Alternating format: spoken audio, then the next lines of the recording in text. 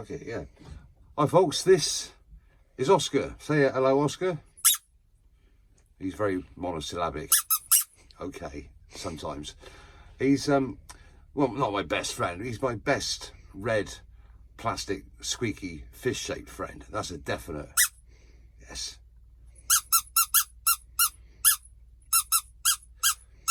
He's always wanted to go to Vegas, and now he's got his chance. And although he has been relaxing on the windowsill for the last 10 years or so, I know, and yes, that's another reason he wants to actually leave the house. He's been sat still for a very long time. He squeaks, obviously, and you maybe think, what's this got to do with punk rock, eh?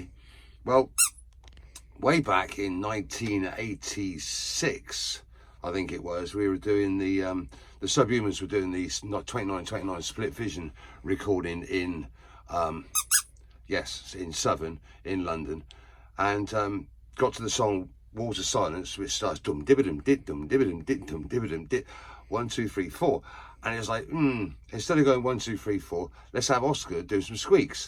So he did, like this. Now I think it just about comes out over on the recording. You better go off and check, and but that's why Oscar is in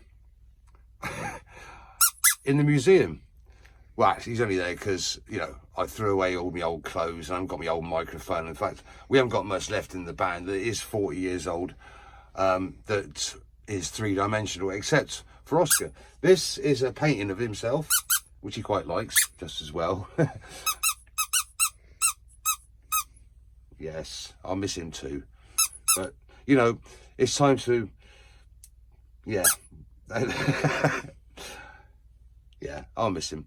But not as much as it's good for him to get out of the house and let people know, you know, what a fish can be in life, you know, because a lot of fish, they just stay underwater. They don't really come out much. They don't really join in with the human society that we've created because they feel quite alienated from it, quite honestly. A lot of people like to eat fish, which is just not on, is it? Absolutely not on at all. And catch them and they put them in tanks and all sorts of cruel, nasty things. But to be on a SUBHUMANS record, he's a punk rock fish. Of course he's punk rock. It's all red and black, isn't it? Yeah, what can I say? Except now you appreciate that history takes all forms and is very much still alive and kicking.